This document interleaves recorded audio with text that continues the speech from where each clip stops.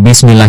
Berikut ringkasan informasi terbaru, analisis dan prediksi untuk pertandingan Timnas Indonesia versus Irak di babak 4 kualifikasi Piala Dunia 2026, zona Asia, lengkap dengan catatan kekuatan, kelemahan, dan skenario yang mungkin terjadi. Pelatih, Graham Arnold, mantan pelatih Australia, telah ditunjuk sebagai pelatih Irak sejak Mei 2025. Arnold menegaskan bahwa timnya harus fokus satu persatu pertandingan, termasuk melawan Indonesia, tanpa terlalu berpikir jauh ke pertandingan berikutnya. Irak punya catatan positif melawan Indonesia. Irak menang di semua pertemuan resmi baru-baru ini. Dalam pertemuan sebelumnya di babak kualifikasi, Irak menang besar atas Indonesia dengan skor 5-1 di Basra.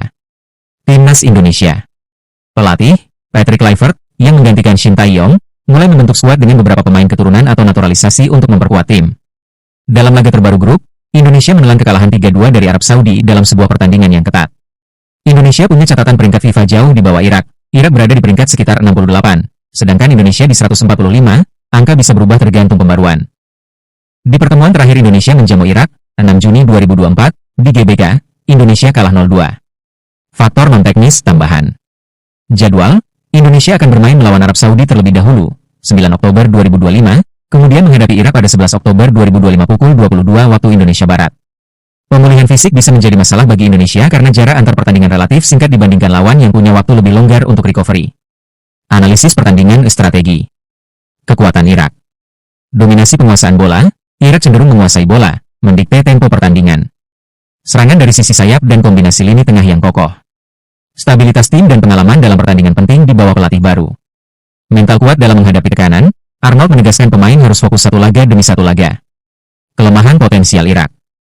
Jika Indonesia mampu melakukan transisi cepat dan serangan balik tepat waktu, Irak bisa diserang di ruang kosong. Tekanan dari supporter tuan rumah dan ekspektasi tinggi bisa menjadi beban jika tim tidak bermain dengan konsentrasi penuh. Kekuatan harapan Indonesia. Pemain baru naturalisasi. Adanya pemain yang bermain di luar negeri bisa memberikan daya saing tambahan. Jika Indonesia bermain dengan disiplin tinggi, bertahan rapat, lalu melakukan serangan balik cepat, mereka punya peluang mengejutkan. Motivasi dan semangat tinggi. Sebagai underdog, akan berusaha tampil maksimal. Titik lemah Indonesia. Ketidakstabilan defensif. Dalam pertemuan sebelumnya, Indonesia kebobolan banyak gol saat kesalahan tercipta di lini belakang. Kurangnya penguasaan bola dan dominasi lapangan akan mudah ditekan jika Irak bermain agresif. Beban psikis dan tekanan menghadapi tim yang lebih unggul bisa memengaruhi performa individu. Prediksi formasi Lineo.